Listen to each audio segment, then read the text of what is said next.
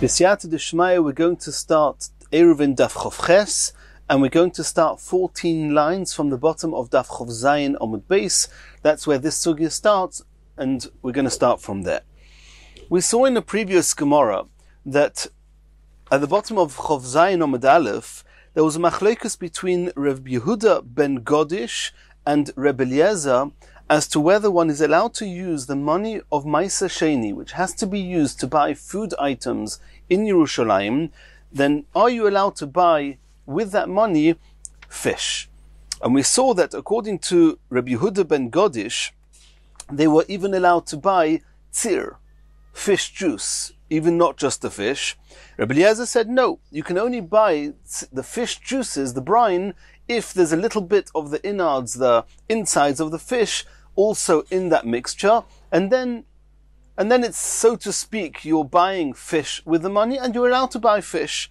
According to Reb Yehuda ben Godish, that even the fish juice you can buy with the money, of course you can buy fish as well. Which means that both Reb Yehuda ben Godish and Reb Eliezer, even though they argue about tzir, the fish brine, however, they both agree that one is allowed to buy fish with the money of Maisa Sheni.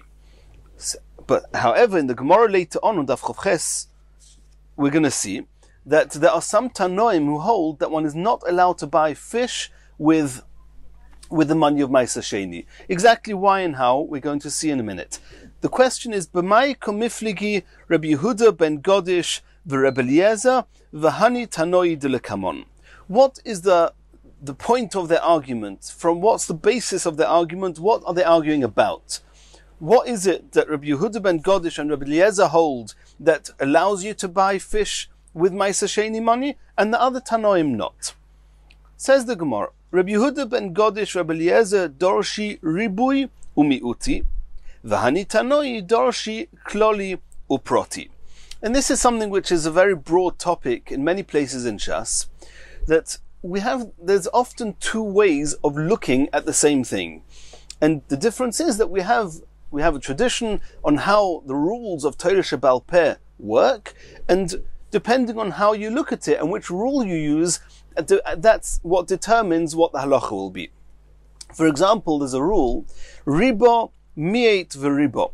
If you have one term used in the Torah, which is very inclusive, it's very broad, and then beyond that straight away you have a miut, you have a pasuk that says, no, it's a restricting term.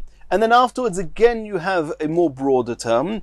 Then you could see that as a ribui, which is many, miut, which is less, ribui, which is many, miut, ribo, miut, ribui, the halacha is ribo hakol. When you see that string, when you see that type of formula, then what the Torah is coming to tell us is to say that you're actually allowed to include everything, besides for the things that are excluded explicitly in the miut. And we'll soon see what that means. However, one can look at the same string of psukim and not call it ribo, miut, v'ribo, rather call it klal, uprat, uklal. A klal is a rule, a prat is a detail. So when you have a very broad pasuk, you can look at it as riba, as many. You can also look at it as a rule, as a klal. And then beyond it you have prat, you have just a few details. And then you have klal, which is again a rule. And the Masorah is, the tradition we have is that klal or prat or klal, then what the bottom line is, anything that's included which is similar to the prat, which is similar to the details that are mentioned, those are also included. But it has to be similar.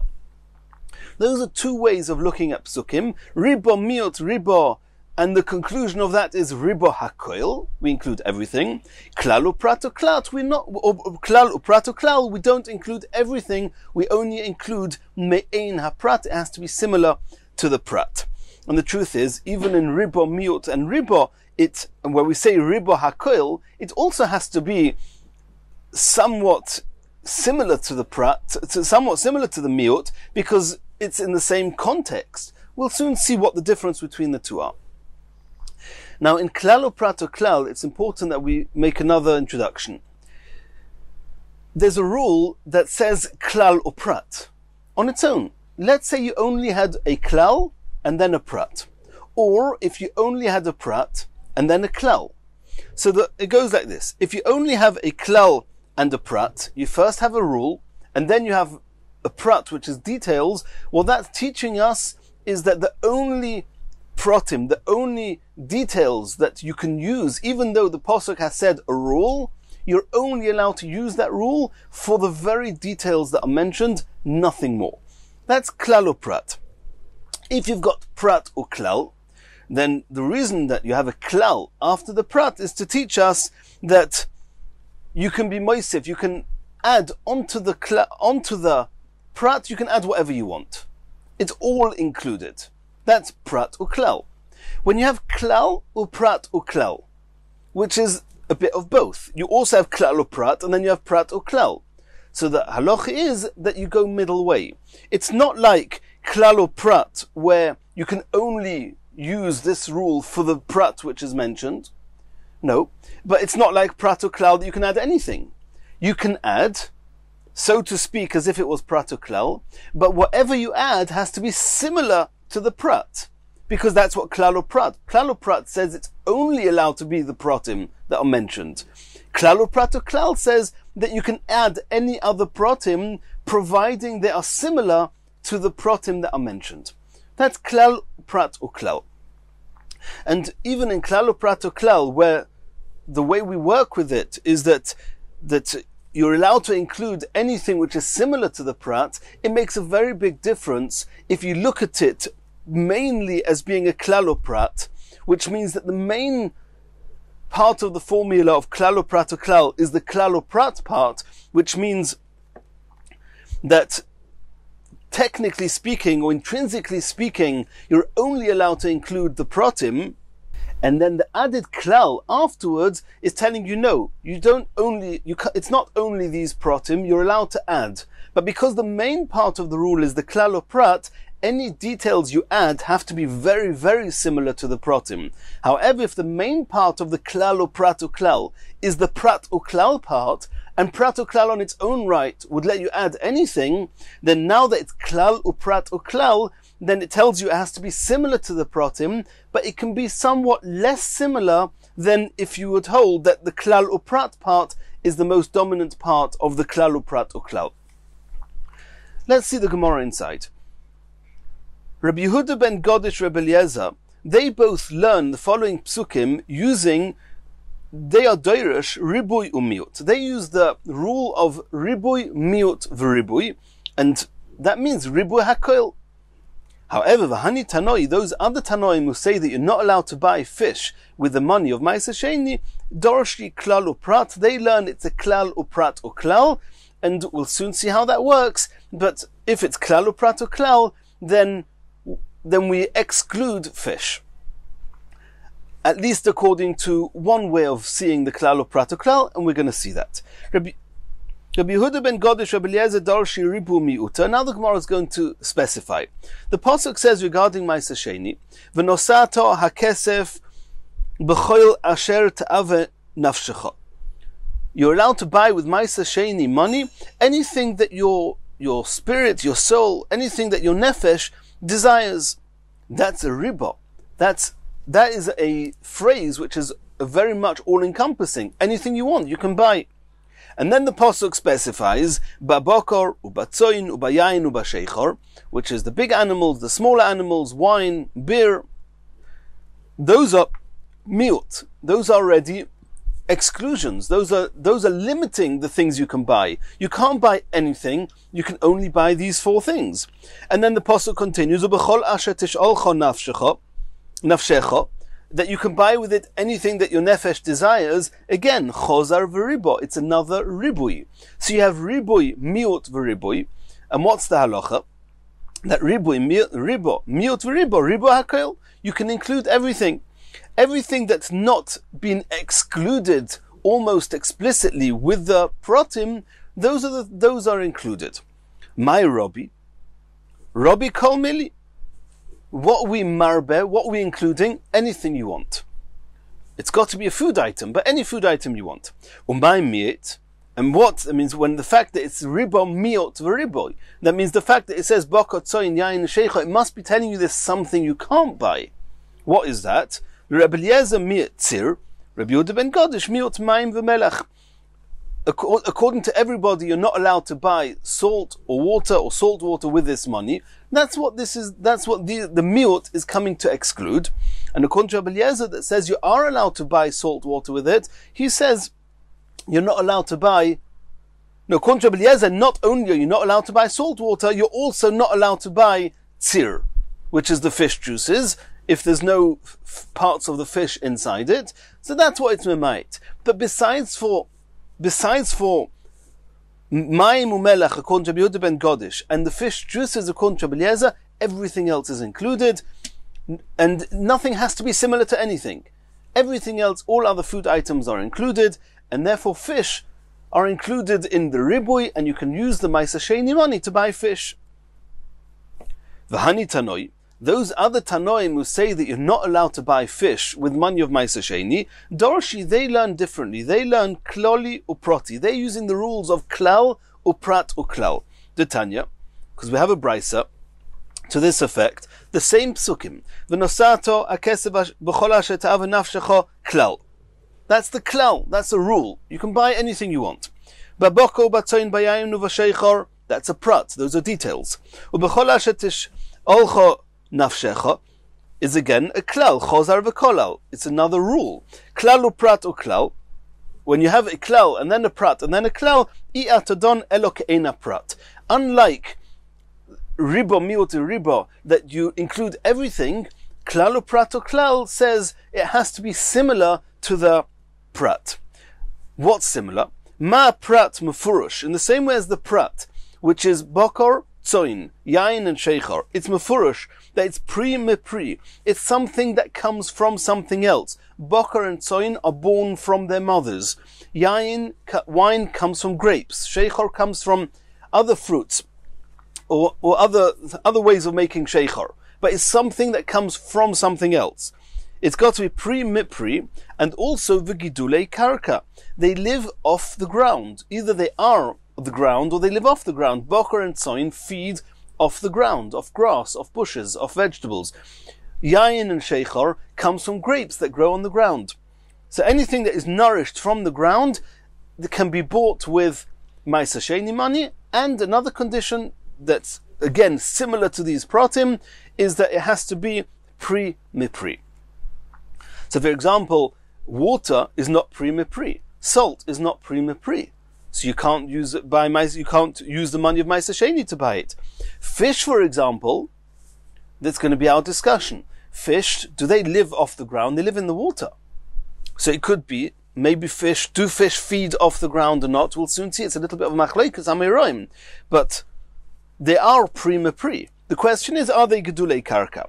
However, ma prat, in the same way as the details, bokor, tzoin, yain, and sheichar, are mefurush, they are pre-mipri and gedulei karka, afkol, so too, anything that you want to buy with Ma'aser Sheni money has to be pre-mipri, it has to be something that comes from something else, and it has to be gedulei karka, it has to be nourished from the ground.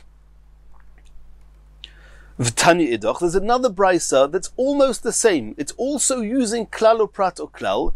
Just in the second brisa, besides for saying, because what does klal uprat uklal say? That whatever you include has to be similar to the pratim.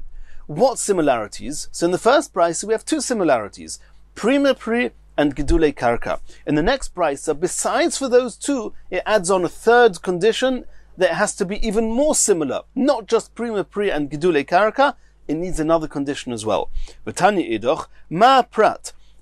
Just like the details, bokor, tzoin, yain, and sheichar, mefurush, that besides for them being pre-mipri and gedulei karka, it's also, they are offspring of vlodoi sa'oretz, something that was created from land. So yain and sheichar is obviously coming from things that grow. That's something that's coming from something that grows. Bokor and tzoin are animals, and the pasuk says in Ma'aser Bereshis, Toitzei ha'oretz nefesh chaya. The life force of animals comes from the oretz, comes from the ground. Therefore, it's called vlad of vlodoi sa'oretz. And so to afkol, so too, anything you want to include in this, to buy with Maisa Sheni money, has to be also vlad of lodes, or it has to be something which is generated from something that's generated from the earth. Now fish are clearly not generated from the earth. It says in the Pasuk, Yishretzu hamayim sheret nefesh chaya, that anything in the world of the fish it's generated from water, not generated from earth. So according to the second version of klal uprato klal, it's clear that fish are not included. According to the first version, we can discuss. According to the first version, it doesn't need to be so similar that it even has to be vlodei sa'oretz. It's enough if it's just prima pri, which fish are.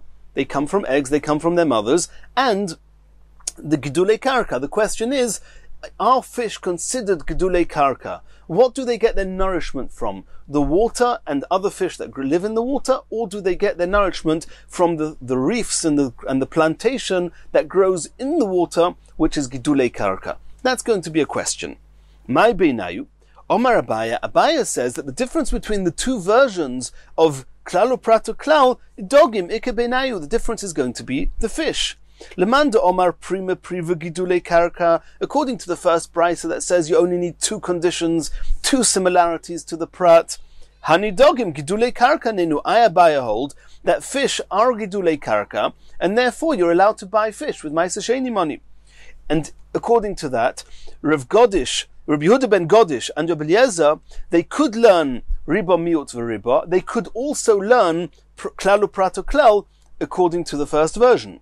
Leman de Omar Vlad Vlodei Sa'oretz, according to the second of these two brises that says that it has that to buy something with Maisa Sheni money, it also has to be that it's generated from something that was generated from the earth. Dogi mimaya ibru, that everybody agrees that fish do not fit that bill. Fish were created from water, yishretzu hamayim sheretz nefesh chaya, and not from the earth.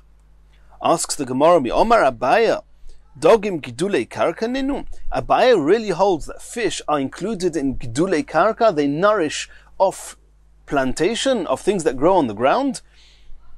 And that's why Abaya can say that that's the difference between these two versions of klal uprato klal. V'omar Abaya, did Abaya not say, Ochel putisa. Putisa is a type of a creature which grows in the water. Loika arba. Nemolo loika chomish.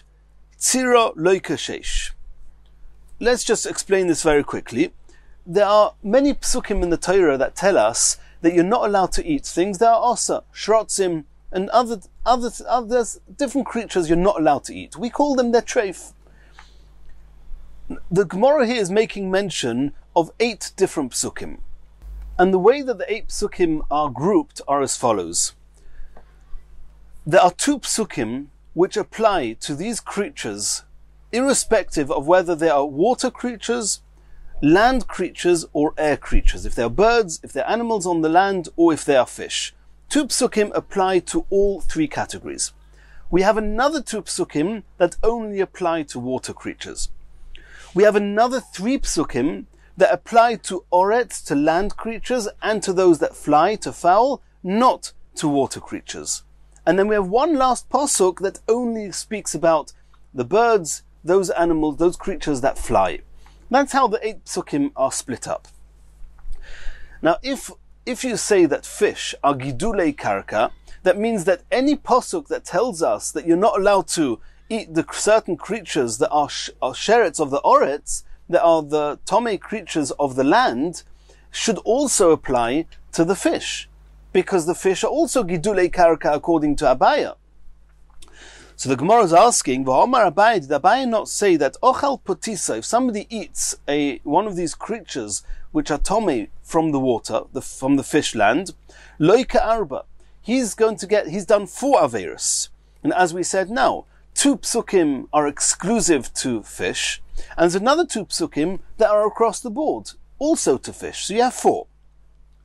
Nemola, if you eat an ant, which is a land creature, loika chomish, then you're going to be chayav for 5. You have the 2 psukim that apply to all the creatures that are tomei, and we said there's another 3 psukim that apply to land and birds that do not apply to water, and there you have 5. tzira, if you eat a atomic creature that's flying in the air, loika sheish, then you're going to be chayev 6 psukim. You have the 2 psukim that apply to all types of atomic creatures. You have the 3 psukim which apply to any creature which is either on land or in the air. And you have the extra 1 which applies exclusively to the birds, to fowl, to the flying creatures.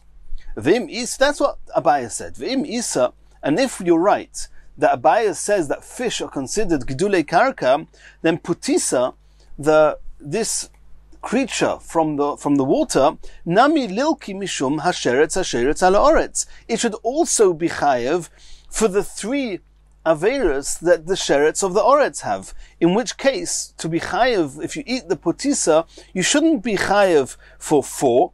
You should be chayev for 7, because there's an extra 3 that apply to the oretz that we thought don't apply to the fish. But if all fish are gidulei karka, then you should have 7. Elo Omar Ravina, so Ravina argues and says no. Of course, fish is not included in gidulei karka. That's clear. So if so, what's the difference between the 2 versions of the brisa of klal uprat or klal, whether it needs to be similar to the prat, just in 2 details, pri mepri and gidulei karka, or even with 3 details that they are made of vlodois oret, something that's generated from the earth? What's going to be the difference between these 2 brises? Says Ravina, oifos. Birds are going to be the difference. Ika beinayu. Lemanda omar pri mepri v'gidulei karka. According to the first brisa, that says that what you buy with Maisa Sheni money only has to be similar to the details of bokor, tzoin, yain, and sheichor in 2 aspects, pri mepri and gidulei karka. Haninami gidulei karka ninu. Then birds are definitely pri mepri. Again, they come from eggs from their mothers. They are pri mepri and gidulei karka. They nourish off things that grow on the ground. But Laman Da'oma, the second brisa, who says Vlad Vlodes Ha'oretz, those who say that it has to be made, generated from something that's generated on the earth, that second brisa is not going to allow you to use Ma'aseh Sheni money to buy birds, fowl. Why? Hani oifos minarakak nivru. Birds were actually created not exclusively from land, like it says that toitze ha'oretz nefesh chayo. They were actually created from a swampy type of land where you have some dust and earth and you have water covering it. It's a mixture of water and earth, but not exclusively min ha'oretz, and therefore it's not similar to the details of bokor, tzoin, yain, and sheichor, and therefore you cannot, according to that second brisa, you cannot buy birds with Ma'aseh Sheni money.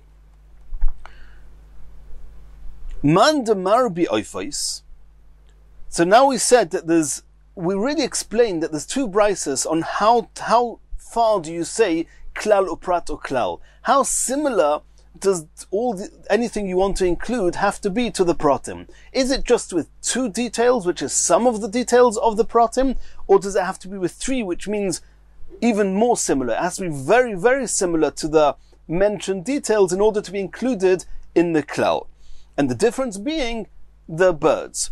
So the Gemara says, Man de marbi oifos, maitame, uman de mamit oifos, maitame. What's the underlying argument here?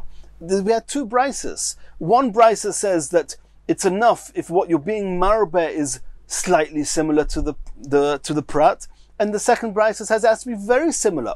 What are they arguing about?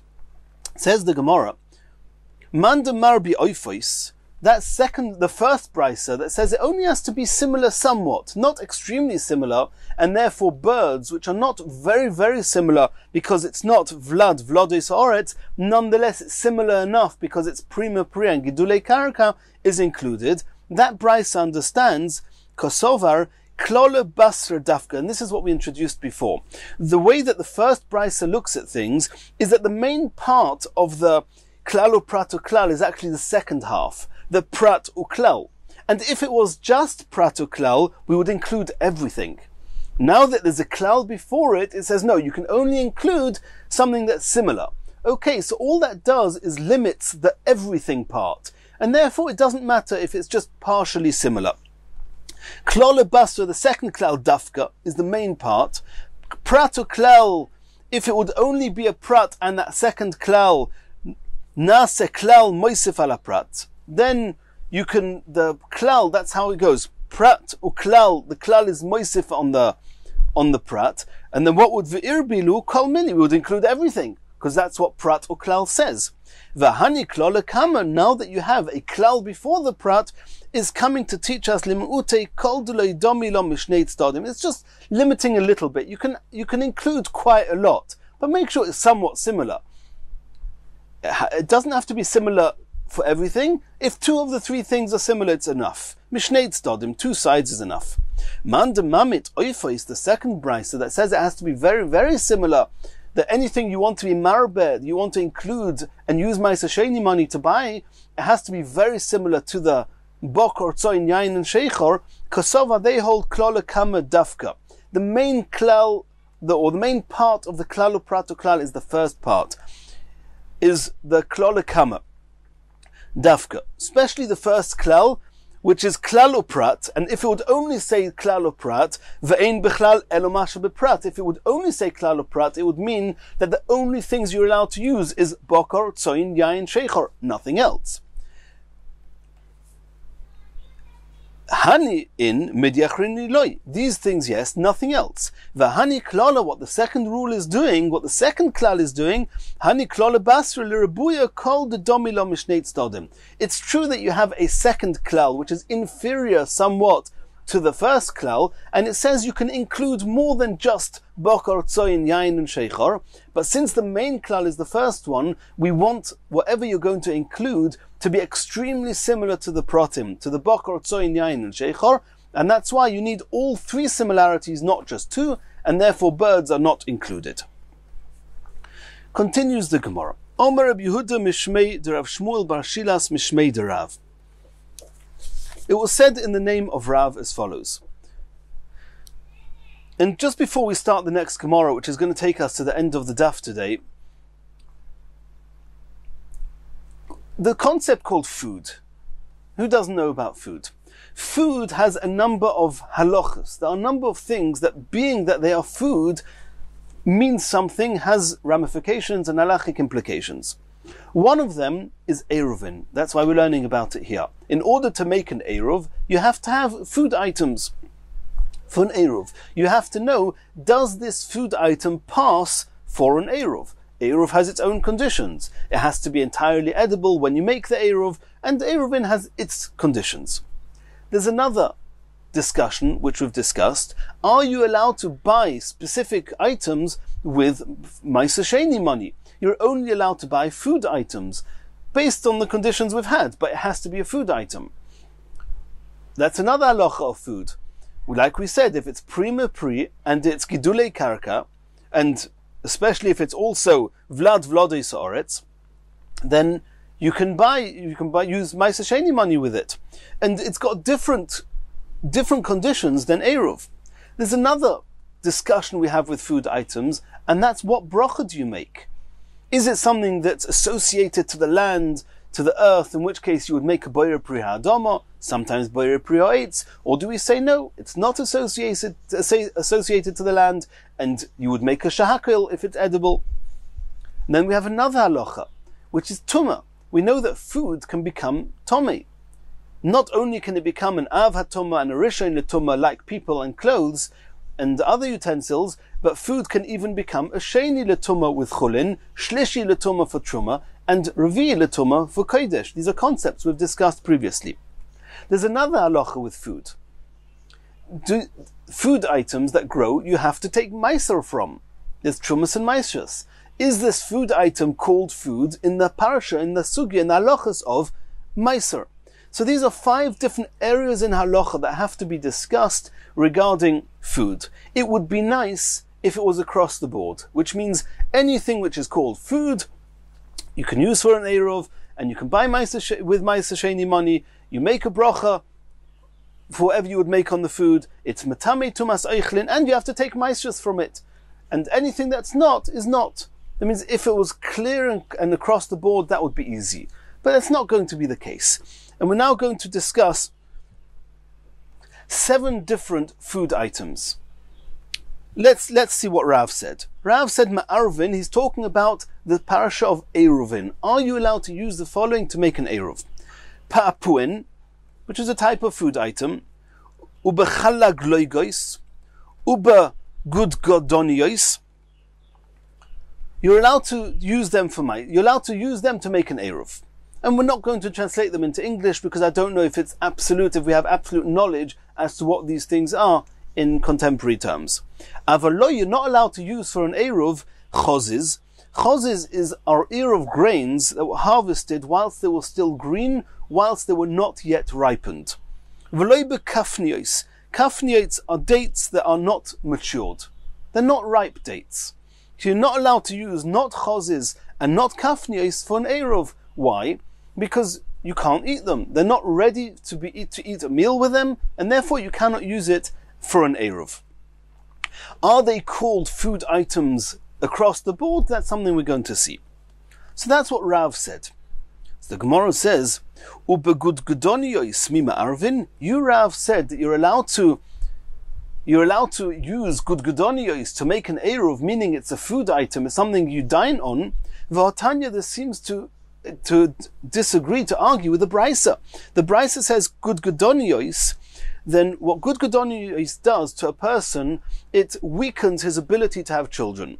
So merube bonim, somebody who's got children, the literal term is many children, but it means he's got the minimum required to have done the mitzvah of pruravu, yoichlu. Even though it minimizes the ability to have children, it doesn't totally destroy it, and therefore you're allowed to eat it. You've got the children that Hashem told you to have as a minimum, even though it's a mitzvah to have more. You're not destroying your ability altogether. You're allowed to eat these gudgudoniyos. Chasuche bonim, but people who do not have children yet, lo yoichlu, they should not eat these gudgudoniyos. V'im hukshu, but if the stalks of these gudgudoniyos have become hardened to the point that there's already seeds inside these gudgudoniyos, v'im hukshu lezera, if the stalks are already hardened and there are seeds there, then af merube bonim, there it destroys the ability for a person to have children entirely, and even somebody who's got children, lo yoichlu, should not eat gudgudoniyos. So you see here clearly that gudgudoniyos is something that's detrimental to a person's health, and how can you say that you can make an Eruv with it? And we're going to have three answers in the Gemara. The first one, Tirgama, Asheloi hukshu lezera, umerube bonim. That when Rav said you're allowed to make an Eruv with gudgudoniyos, what he meant was, number one, the stalks have not been hardened, and number two, it's only allowed to be used by a person who's got children, and therefore he's allowed to eat it. If he's allowed to eat it, he can use it for an Eruv. V'ibois ema, or another explanation, la'olam lechasuche bonim. We're talking about that it's true that the stalks have not hardened, and somebody who's got children is allowed to eat it. But even somebody who doesn't yet have children is allowed to use it for an Eruv. We've seen that in the previous sugya, that if a food item is able to be eaten by one person, even though it's not able to be eaten by somebody else, the somebody else is allowed to use it for an Eruv. So since it's somebody who's got children is allowed to eat gudgudoniyos, so you see gudgudoniyos is considered a food item, so even somebody who doesn't have children and he himself is not allowed to eat it, or shouldn't eat it, he's allowed to use it to make an Eruv. Miloitnan, did we not learn in the Mishnah, Ma'arvin le-nozir b'yayin, even a nozir who's not allowed to drink wine is allowed to use wine to make an Eruv, because somebody else who's not a nozir can drink the wine. Uli Yisrael b'truma. A Yisrael is allowed to use truma foods to make an Eruv, even though he's not allowed to eat truma. Only a kohen is allowed to eat truma. Since a nozir can use wine and a Yisrael can use truma, so too somebody who doesn't have children can use gudgudoniyos. Almonds, we see from there, even though a particular food item is not fit for one person, since it's fit for somebody else, you're allowed to use it to make an Eruv. Hochanami, so too here, with gudgudoniyos, even though it's not fit for somebody who doesn't have children, chazi lahai, it's fit for somebody who does have children, and therefore even somebody who doesn't have children is allowed to use it. V'ibois ema, a third explanation is that really we're using something, Rav is talking about something that everybody's allowed to eat always. Ki ka'omar Rav behandukuki madoi is talking about Persian gudgudoniyos, and the Persian gudgudonyos are not detrimental to anyone's health, those gudgudonyos everybody can use to make an eruv. So these are three options, three ways of explaining how Rav can say that you can use gudgudonyos for an eruv, even though gudgudonyos, some forms of gudgudonyos, are detrimental to some people's health. Continues the Gemara. Ubechaziz loy, you Rav said that you're not allowed to use the grains that are unripened, the grains that are still green from being not ripe, and you harvested them. You Rav said you're not allowed to use it to make an eruv. Ubechaziz loy, va'omer of Yud Amar Rav. I've got a contradicting opinion from Rav himself. What did Rav say? Koshois. Another food item. Koshois is something that sprouts and grows on the prickly branches of shrubs. It doesn't grow straight off the ground, it grows on the branches of some shrubs, of some bushes. That's koshois. And v'chozis, which is what we mentioned, the unripened ears of grain, ma'arovin bahen. You can use it to make an eruv.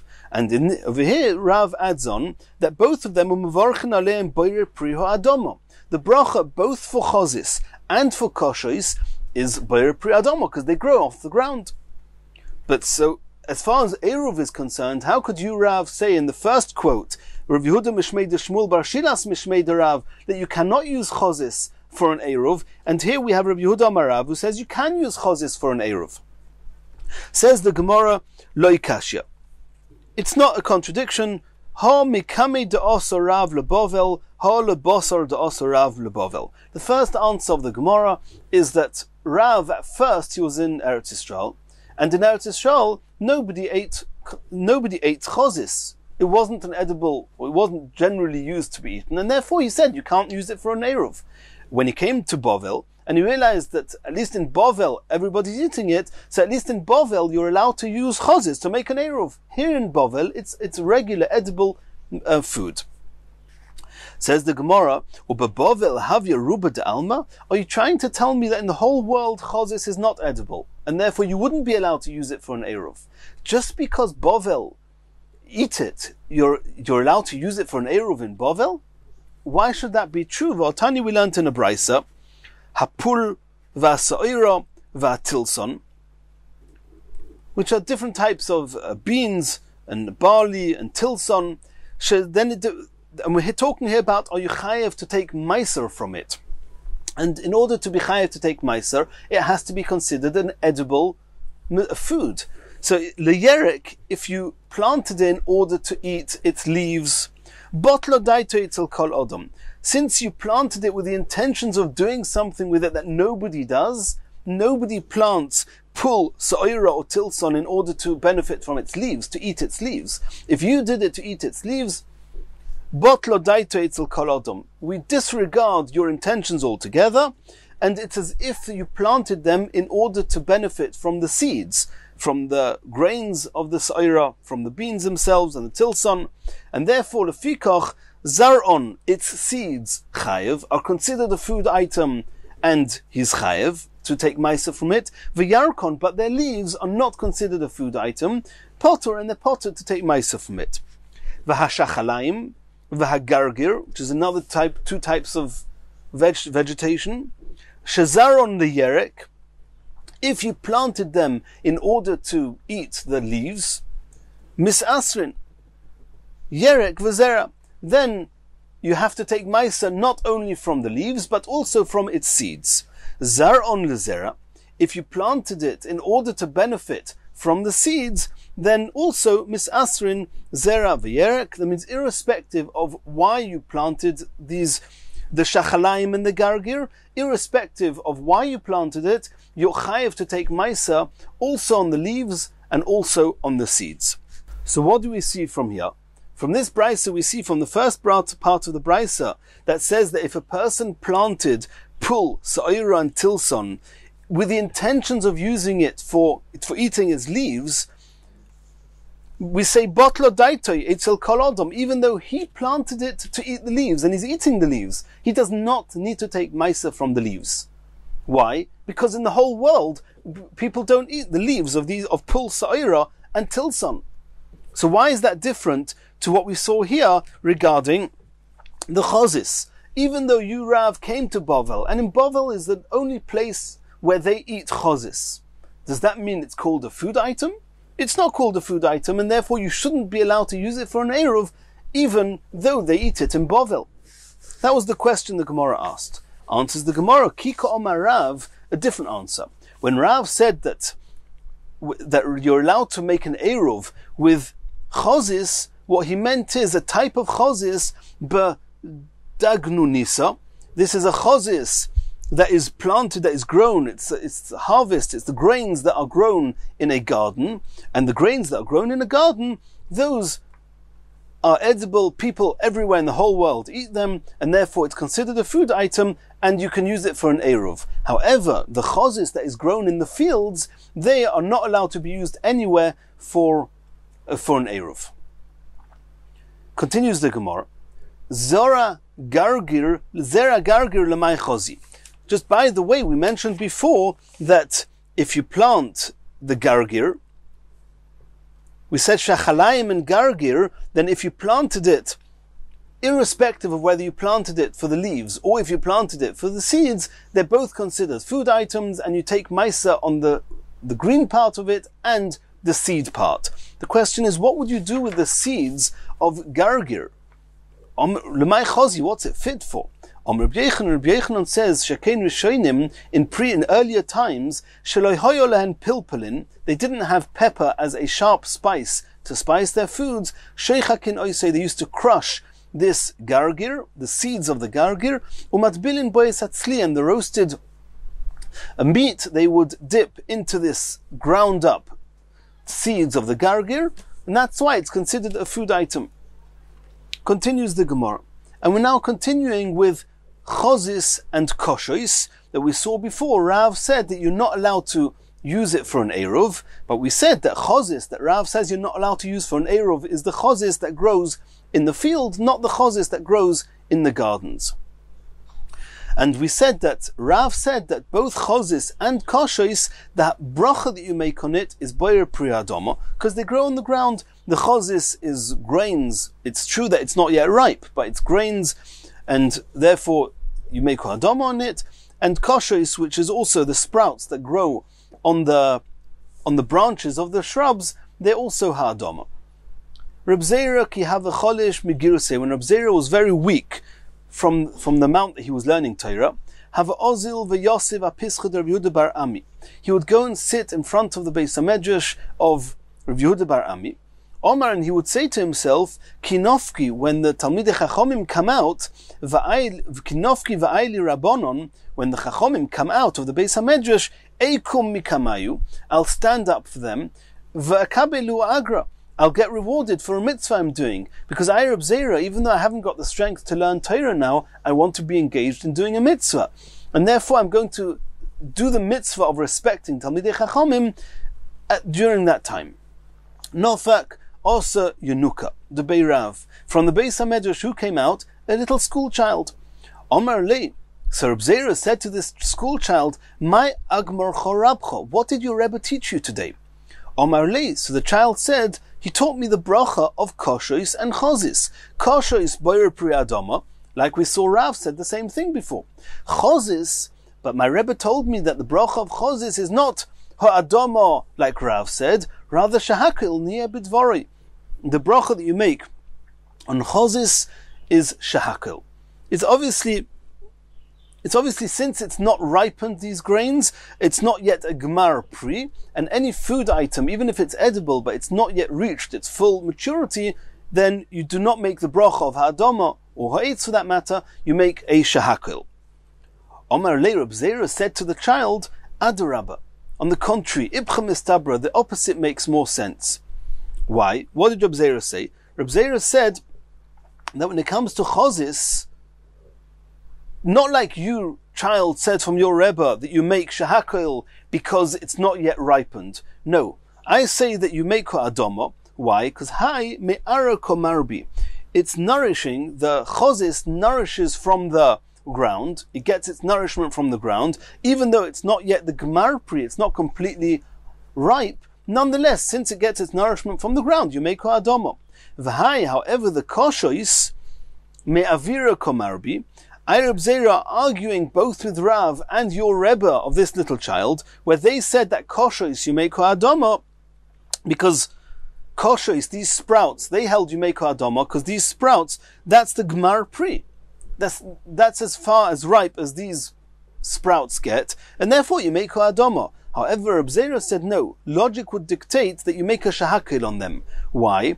V'hai me'avira komarbi, because they get the nourishment. These sprouts, they don't grow on the ground. They grow on the surface of these branches of the shrubs, and their nourishment comes from the air. Since their main nourishment comes from the air, you make shahakil, not ha'adama. V'hilchasa kiyanuka debeirav. The halacha is like this little child, who this little child said that when it comes to chozis, you make a shahakil, because it's not the Gemara pri, not like Reb Zera and not like Rav.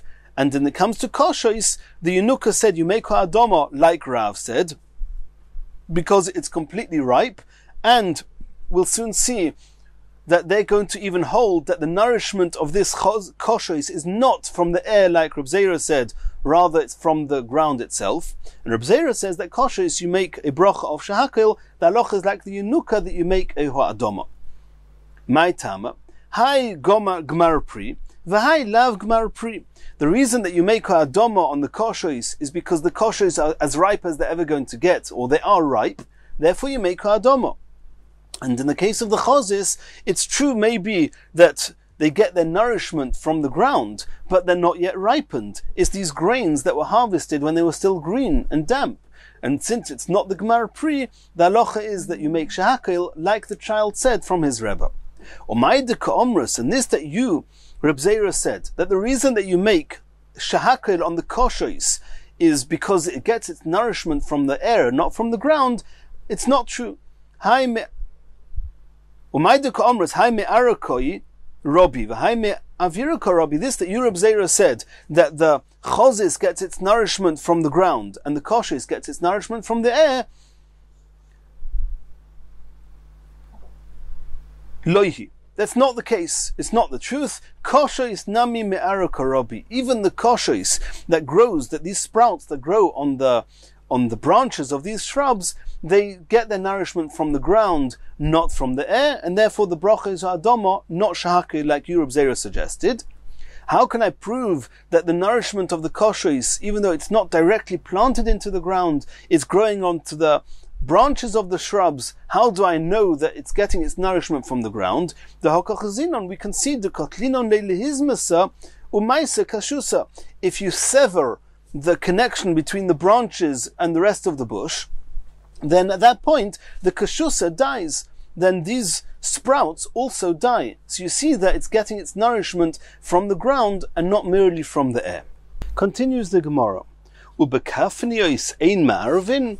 We saw before that Rav said that one of the Omer of Yehuda Mishmei de Shmuel Bar Shilas Mishmei de Rav ma'arvin ba Papuin, etc. Avaloi bechozes, veloi bekafniyos. One of the things that one is not allowed to use for an eruv are these immature dates. These dates that have not yet ripened. Ubekafniyos ein ma'arvin. This seems to contradict the brisa. V'otanya, we learned in a brisa. Koir.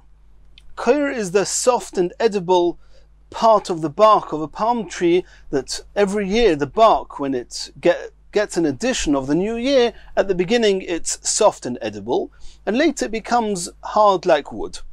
Koir, nikach bekesef meiser. One is allowed to buy it with money of meiser sheni, which must be that since it's edible, it's considered a food item, at least on some level. Ve'ein netame tumas oichlin. Even though you can buy it with money of meiser sheni, it's not metame tumas oichlin. It seems that what it takes to be called an oichel, for tumas oichlim to become tomei as food, is not what it takes to be allowed to buy what it takes to buy it with money of meiser sheni. To buy it with money of meiser sheni, all it needs is pri mepri, that it's gidulei karka, and possibly that it's vlodoi sa'oretz, as we saw in Daf Chav Zayin Amud Beis, and that's all it needs. And since this koir fits that bill, you can buy it with Ma'aser Sheni money. But for Tumas Oichlin, it needs to be called an Oichel, and since ultimately it's going to get hardened and become part of the bark of a tree and is not going to be edible, it's not Metame Tumas Oichlin. That's as far as Koir is concerned. V'kafnios, going now to these dates that are not mature, Nikchois Bekesef Ma'aser, one is allowed to buy them with money of Ma'aser Sheni, Umetamis Tumas Oichlin, and they are Tomei Tumas Oichlin.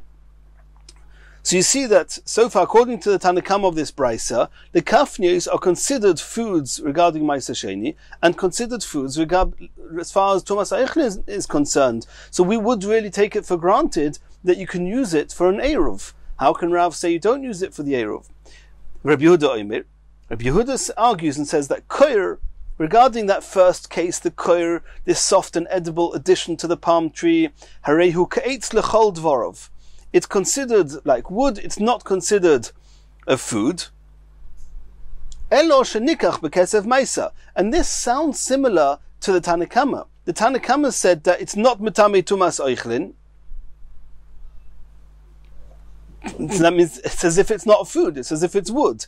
And you are allowed to buy it with Ma'aser Sheni money. The Tanakama also said that. We're going to have to see what's the difference between Rabbi Yehuda and the Tanakama. The kafnios, and regarding these immature dates, harehein kepri lechol devreim, they are considered food as far as all the halachas are concerned, which means you're allowed to buy it with Ma'aser Sheni money, which is the same as what the Tanakama said.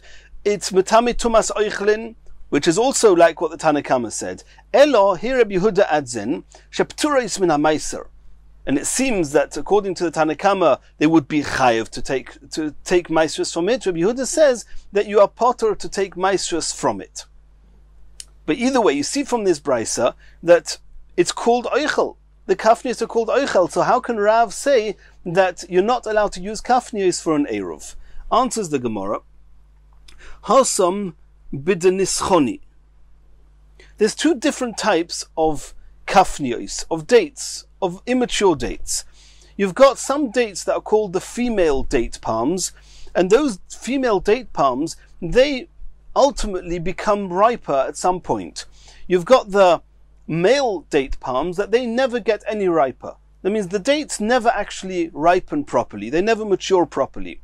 So it says that when Rav says that you're not allowed to use these dates, these not mature dates, for an Eruv, it's only talking about those dates that are the female dates. There are those that are going to still mature, they haven't yet matured, so relative to themselves, they are immature, and therefore you cannot use them for an Eruv.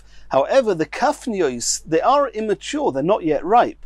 But those kafnios, which are zechorim, which are the male type of the palm trees, they never get any riper, and they are considered oichel.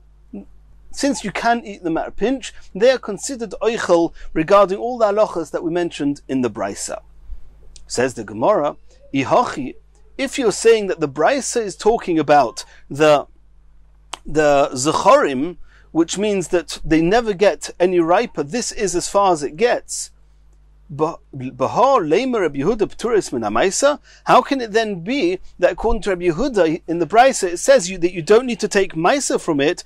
Why should you not have to take Ma'aser from it? If this is the Gemara Pri, it's never going to get any more ripe than this. V'hotanya, did we not learn in the Brisa? Omer Rabbi Yehuda, lo yhuzkaru pagei bisyuni, the unripe figs, which were the male types of figs, that they never become any riper, from a place of bisyuni.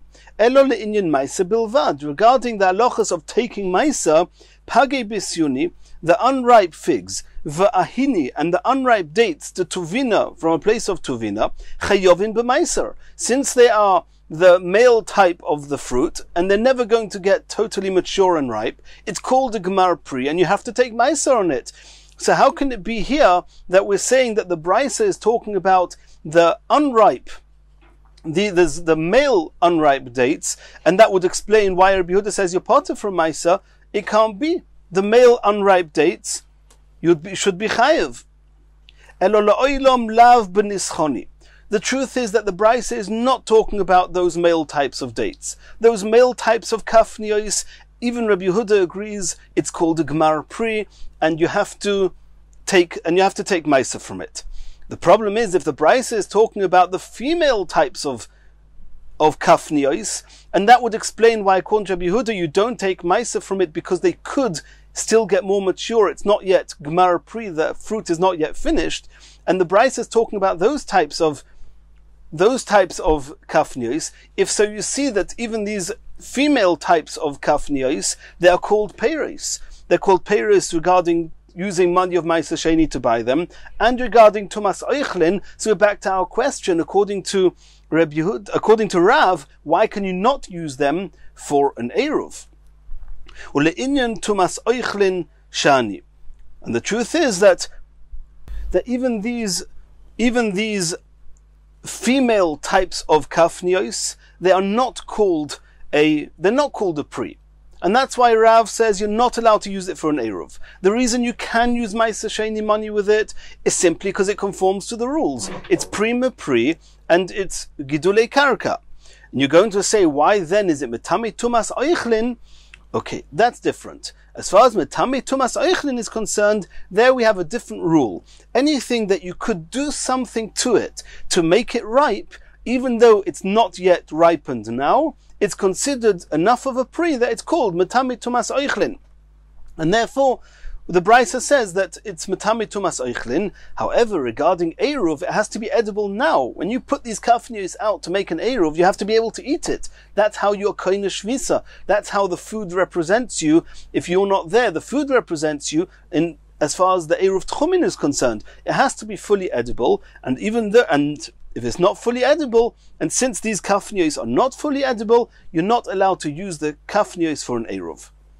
Tumas Eichlin Shani could Omer Rabbi Yechanan. Like Rabbi Yechanan said, Hoil v'ro'u lemitkan al yedei ha'or. Since if you heat them up with fire, then you can make these kafnios become ripened and edible. That's why the metamis Tumas Eichlin. Hochanami, also here in this brisa, even though we're talking about kafnios that are not considered Gemar Pri, we're talking about the female type of kafnios which are not Gemar Pri, and that's why according to Rabbi Yehuda you do not need to take Maisa from them, and that's why according to Rav you cannot use it for an Eruv. However, it's Metami Tumas Eichlin Hoil v'yochil lematkon al yidei ha'or. Since you can make them ripe by using fire, it's called a Pri as far as Tumas Eichlin is concerned. Where did Rabbi Yechanan introduce this? We're using this concept of Rabbi Yechanan, this halacha that Rabbi Yechanan proved that as far as Tumas Eichlin is concerned, even something that's not considered an Eichel, if it could be made edible by doing some type of a procedure, it's already Metami Tumas Eichlin. Where did Rabbi Yechanan learn this from? Ahad the Tanya, we learned in a brisa, Shkedim Hamorim.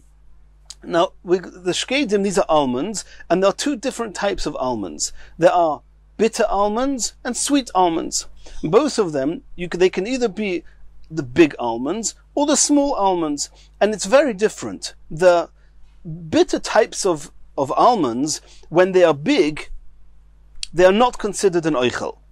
They're not considered noichel. When they are small, that means when they're small, they're edible, and when they get bigger, they are no longer edible.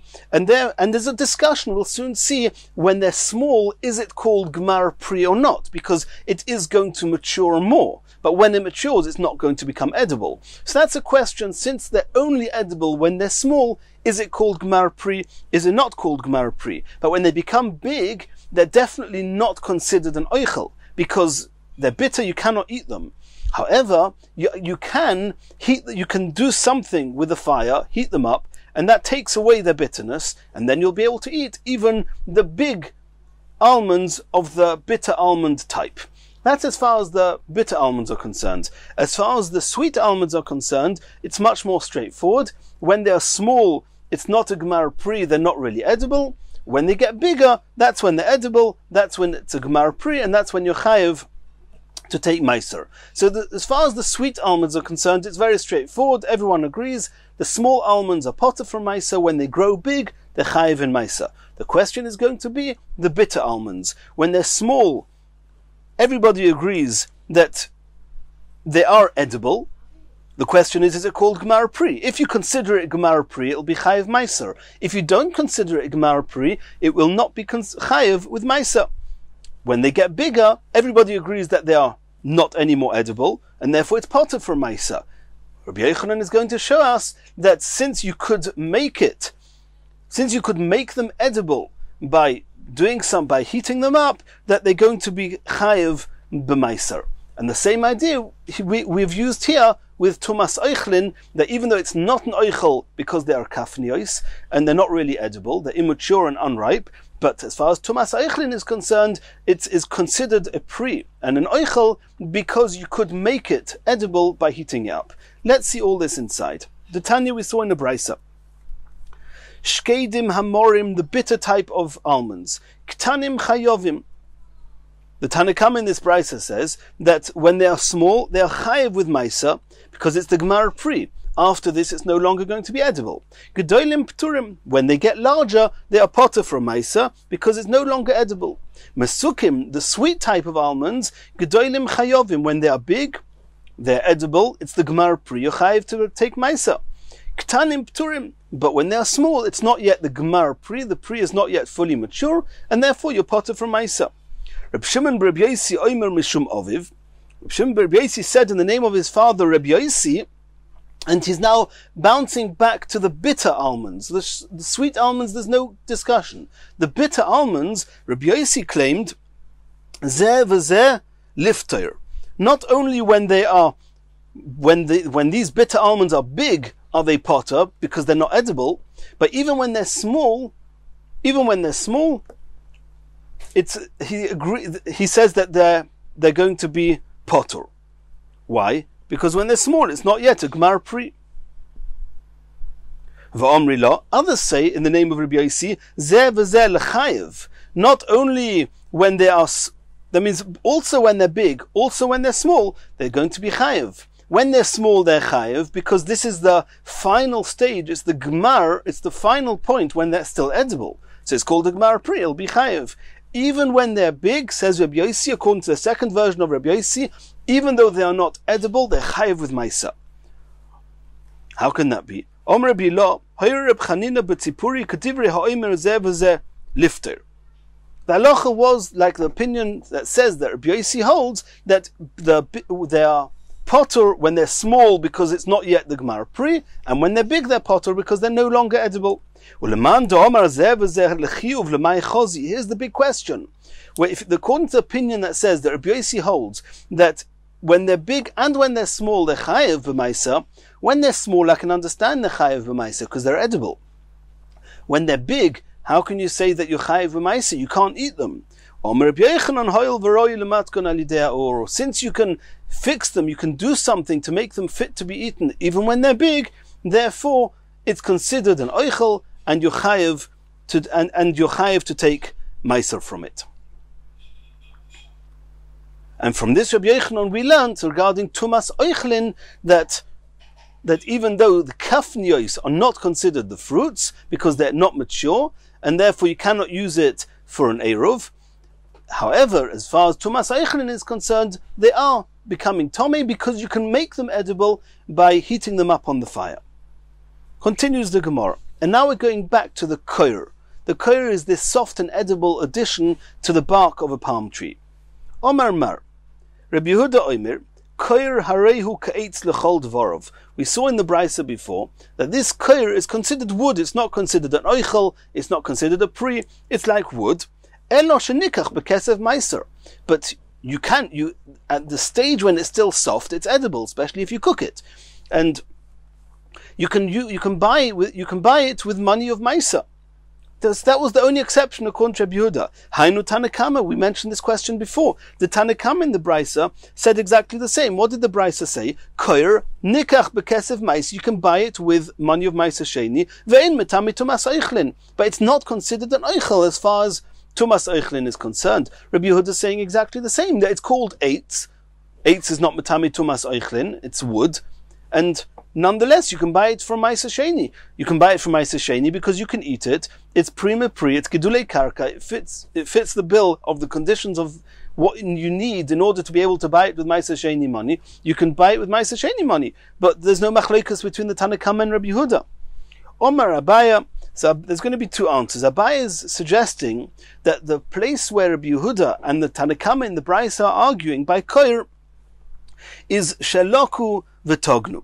Even though in the Braisa it said that it's not metame tumas oichlin, the question is, if you sholku v'tognu, if you cook it, you boil it very, very strongly, or you fry it, you roast it, it's a frying, tigun is frying, if you fry it in oil, if you do that, then it becomes this koir, it becomes edible, or it stays edible, it is edible, and therefore it's going to be metame tumas oichlin. That's going to be the difference between the Tanna Kama and Rabbi Yehuda. According to Tanna Kama, the Tanna Kama just says that the kafni, the koir nikach bekesef ma'aser ve'ein metame tumas oichlin. However, if you do sholku v'tignu, then it will be metame tumas oichlin. However, Rabbi Yehuda used a much stronger term. Rabbi Yehuda said, koir harehu ke'etz l'chol dvarav. Everything about it is the same as its wood. It's not in the food bracket bichlal. Besides, you're using it for buying it with Ma'aser Sheni. Since Rabbi Yehuda said very strongly that it's considered eitz, that means that even if you're going to do sholku v'tignu, if you're going to roast, if you're going to fry it, or if you're going to boil it very much, nonetheless, it's not going to be metame tumas oichlin. That was what Abaya said. Maskif lo Rava. Now Rava is asking on this, can it be that somebody holds that sholku v'tognu, if you do the boiling or the frying, that it's not going to be metame tumas oichlin, which is what we just said now is the point of argument between the Tanna Kama and Rabbi Yehuda. V'atanya, we learned in the Braisa, ha'oir, the skin of an animal, v'hashilya, or the sack which was holding the fetus, ein metame tumas oichlin. They're not edible, they're not an edible part of the animal, and they do not become tumas oichlin. Oiru shesholku, however, if you boiled the oil very much, the skin very much, v'shilya shechishe voler, or if you intended somehow to do something to this sack, which is going to make it edible,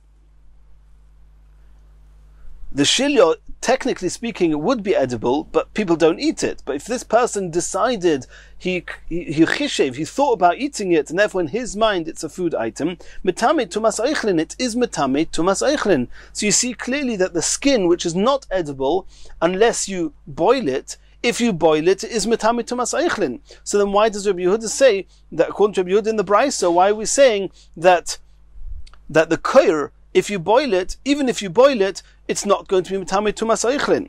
And if you say it is metame tumas, and if you say that it is metame tumas oichlin, then again, there's no machlokes between Rabbi Yehuda and the Tanna Kama. The Braisa seems to say it is a machlokes Rabbi Yehuda and Tanna Kama.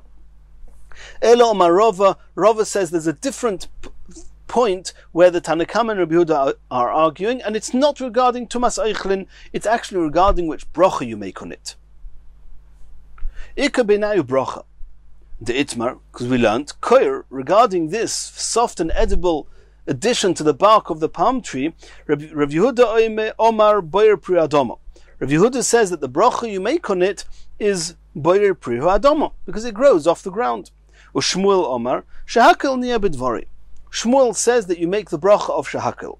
Rav Yehuda Omar boyer pri adama, oichlohu. He says it's food. If it's food, it's a pri, so you say boyer pri adama, and it grows on the ground. Ushmuel Omar shahakil niya bidvari. Why does Shmuel say that even though you can eat it now, and therefore you have to make a bracha on it, but you can't say the pri adama because kivan shesoifei lehakshay, since ultimately the end of the day it's going to become hard like wood and it will no longer be edible, you can't say a bracha of boyer pri adama, that is the fruits of the ground, of the earth, so you make the bracha shahakil niya bidvari. You can't make the bracha of boyer pri ha'adama. So we're saying now that the Tanna Kama of the Braisa, who say that koir nikach bekesev ma'aser ve'ein metame b'tumas oichlin, they say that they will hold that you can say boyer pri adama on it, like we saw like Rav Yehuda we just learnt now. However, Rav Yehuda in the Brisa that says that it's considered like wood, that's what Shmuel said. Like Shmuel said, you make the bracha of Shahakal Nia Bidvari. So the same as we find that there's a machlekes here that we just learnt between Rav Yehuda and Shmuel, which bracha, that is going to be the argument also between the Tanna Kama and Rav Yehuda in the Brisa. Omar le Shmuel Rav Yehuda. Shmuel said to Rav Yehuda, Shinana, the sharp one, that's how Rav Yehuda was often referred to, Kavosech mistabra. It's probable and logical, like you're saying, that the bracha on this koyer should be ha'adama. I can prove it. Tznoin, regarding radishes, shesoifoi lehaksheis. At the end they become very, very hard, and they're no longer going to be edible. And nonetheless, when you eat them, you make the bracha of boyer priadoma, like you, Rav Yehuda, said regarding the koyer. Veloihi, but it's not a good proof. Tznoin, regarding radishes, noti insha adata de pugla. The reason that people, they plant it is in order to eat it when it's soft. And therefore you can make boyer priadoma, because this was the intention and the purpose of the reason that these were planted. But dikla, the palm trees, loinoti insha adata de koira. But nobody would suggest that you planted a palm tree in order to be able to eat the koir, this soft and edible addition to the bark, whilst it's still soft. That's not why you plant a palm tree. And therefore, even if you were to say ha'adama when eating the soft radishes, but that doesn't mean that you would say ha'adama on the koir. V'afagav the kol say Shmuel Rav Yehuda. Even though Shmuel complimented Rav Yehuda's standpoint that you make ha'adama on koir, hilchas hakavosei the Shmuel, the halacha is what Shmuel said, that the bracha you make on koir is shahakil niyeh bidvari. And in Mirz Hashem, in the next sugya we're going to continue, in the next shir we're going to continue from here.